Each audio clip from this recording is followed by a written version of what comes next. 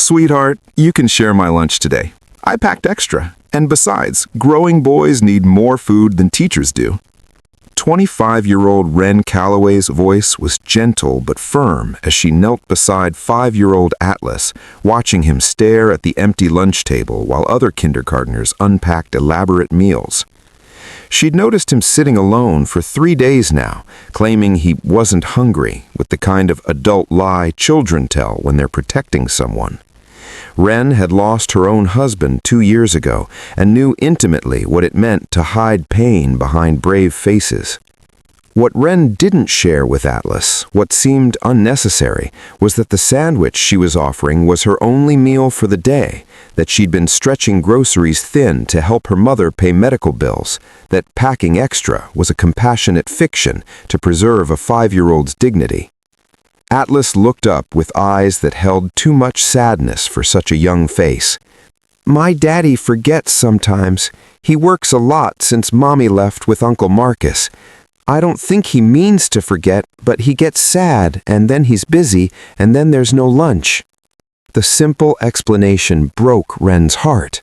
This child excusing his father's neglect, protecting the parent who should be protecting him. Over the following weeks, Wren quietly made sure Atlas ate, using her own lunch money, staying late to help him with homework, offering the maternal presence his abandoned heart desperately needed. What Wren didn't know was that 33-year-old Quillen Ashford, billionaire tech entrepreneur and Atlas's devastated father, had been slowly drowning since his wife left him for his business partner. He'd thrown himself into work as escape from humiliation and betrayal, going through the motions while feeling hollow.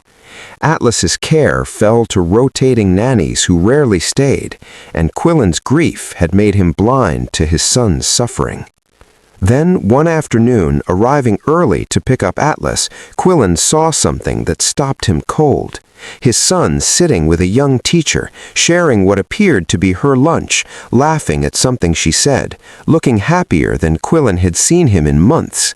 The teacher, Miss Wren, according to her nameplate, was treating Atlas with such obvious affection that Quillen felt shame burn through him. Later, when he gently questioned Atlas about Miss Wren, his son's face lit up. "She's the nicest person ever, Daddy. She shares her food and helps me with letters and tells me stories about her husband who's in heaven now, like where Mommy should be but isn't." The innocent comparison devastated Quillen.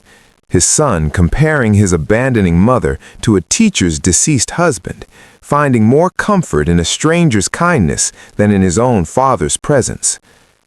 Quillen began investigating discreetly. What he learned humbled him. Miss Wren was recently widowed, supporting an ill mother, working a second job on weekends, yet somehow finding energy to care for struggling students.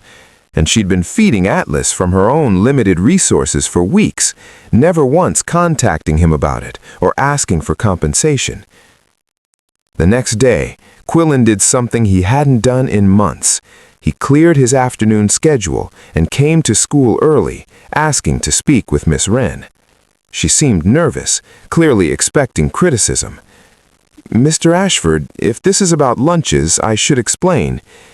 "It's about thanking you," Quillen interrupted quietly, "for seeing my son's need when I've been too consumed by my own pain to notice, for feeding him from your own meals when you clearly struggle yourself, for being present in his life when his own father has been absent."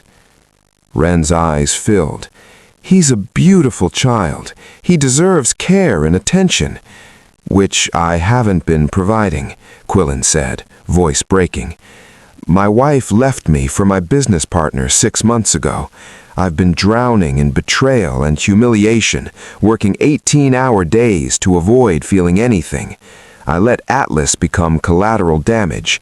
You showed him more genuine love in a few weeks than I've shown him in months." What emerged wasn't romance, but something deeper. Genuine friendship between two grieving people learning to rebuild. Quillen hired Wren as Atlas's private tutor, not replacing school but supplementing it, paying her enough to quit her second job and ease her mother's care burden. But more importantly, Wren became mentor to Quillen, teaching him how to actually be present with his son, how to grieve while still parenting, how to create warmth in a house that had become cold.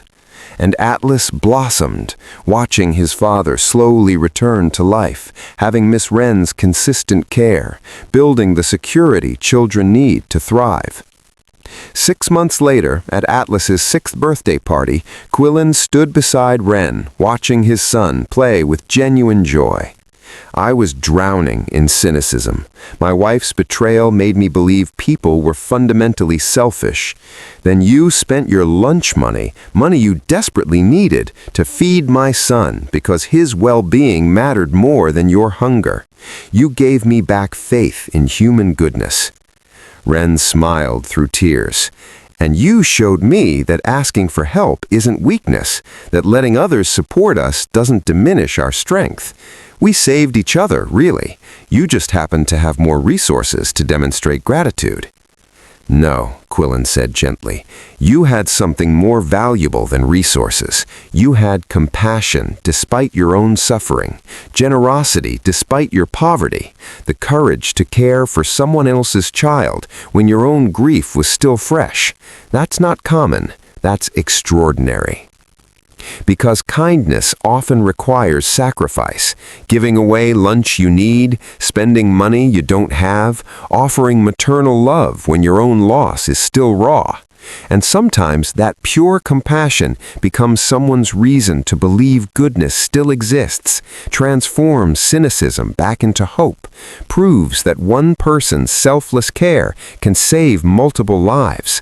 The child being fed, the father being taught how to love again, the teacher learning she's worthy of support.